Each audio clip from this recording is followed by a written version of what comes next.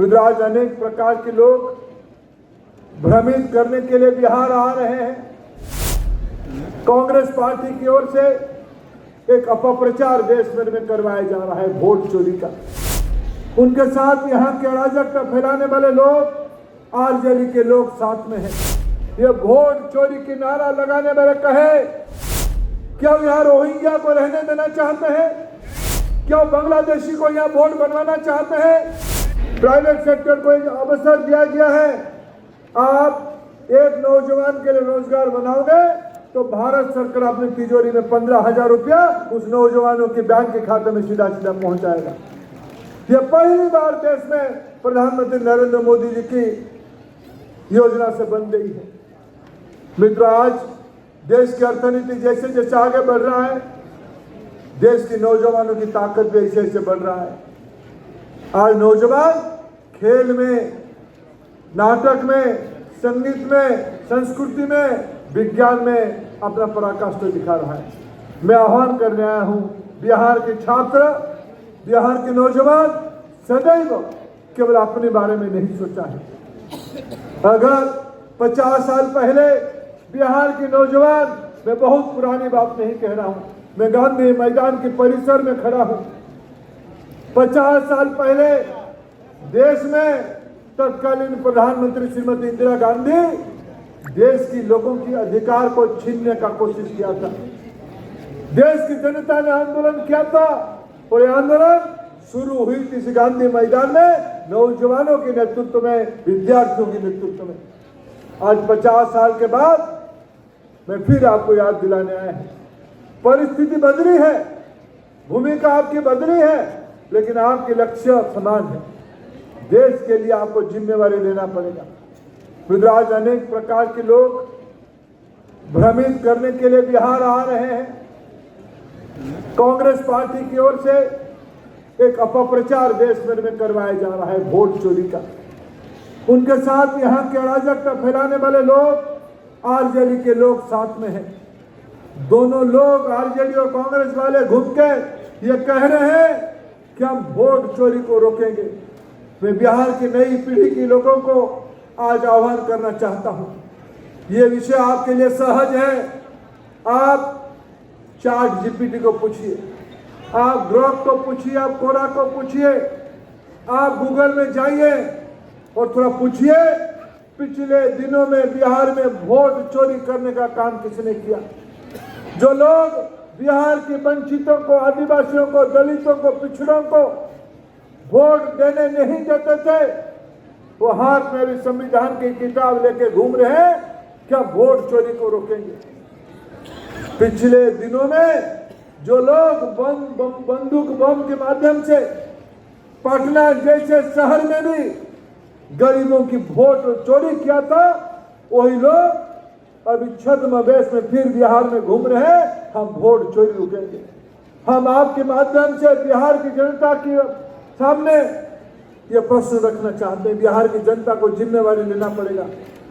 क्या इस बिहार में मैं नौजवान को पूछना चाहूंगा, बिहार की संसाधनों के ऊपर अधिकार बिहार के नौजवानों की है या बांग्लादेशियों की है? किसकी अधिकार है, बिहार या बांग्लादेश? ये यहाँ की पानी के ऊपर अधिकार किसकी है, बिहार या बांग्लादेश? यहाँ के खेतों में किसकी जोतने के अधिकार है? यहाँ की नौकरियों पे किन के अधिकार है? यहाँ की मजदूरी पे किन के अधिकार है? मित्रों, किन की वोट रखने वाला है? आपको प्रमाण दिखाना पड़ेगा। देश कोई धर्मशाला नहीं है, कोई खैरात बांटने वाले हम लोग नहीं है।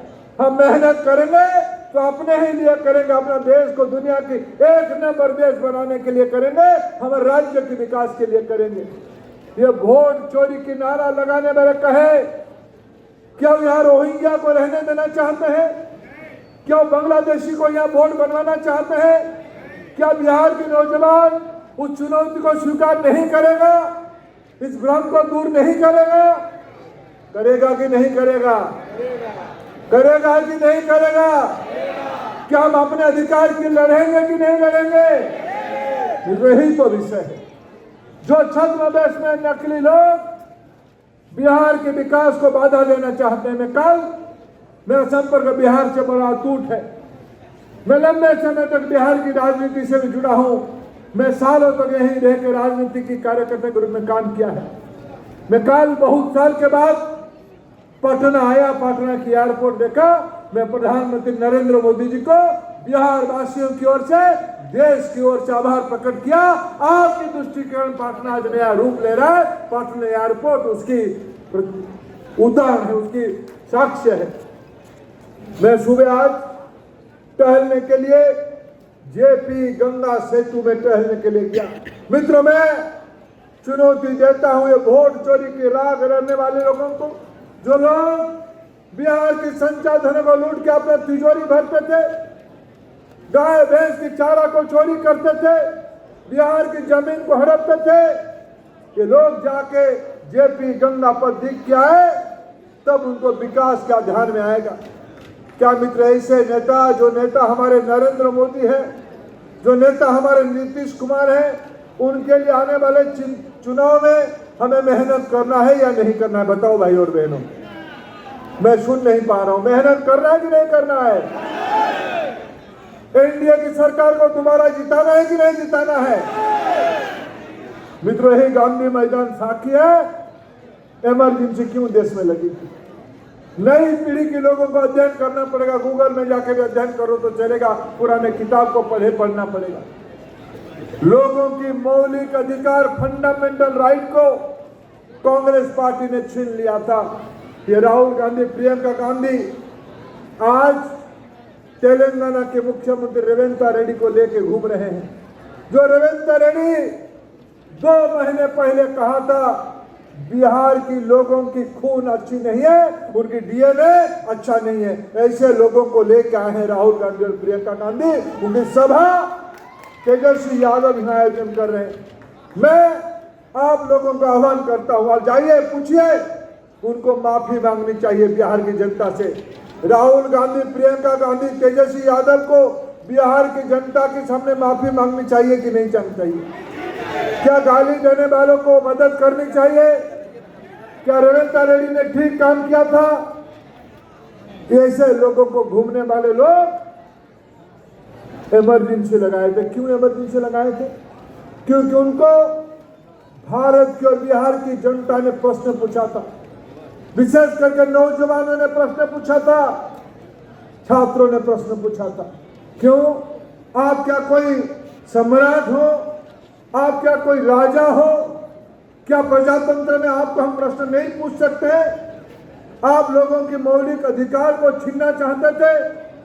मित्रों, इसीलिए देश की नौजवान जब बिहार के नेतृत्व में, जयप्रकाश नारायण जी के नेतृत्व में इस गांधी मैदान के अंदर देश के सामने एक नया आंदोलन के रूप रखा, इससे भयभीत होकर इंदिरा गांधी जी ने इमरजेंसी लगाई। संविधान को छिन-भिन किया, तार-तार किया। संविधान को काले कोठरी में बंद करने के लिए उन्होंने षड्यंत्र किया। व्यक्तियों को बोलने नहीं देना, स्वतंत्रता को छीन लेना, मीडिया की हो, न्यायपालिका की हो, सिनेमा की हो, संगीत की हो, नागरिकों की हो। ऐसे लोग फिर एक बार बिहार में आके स्वांग रच रहे हैं।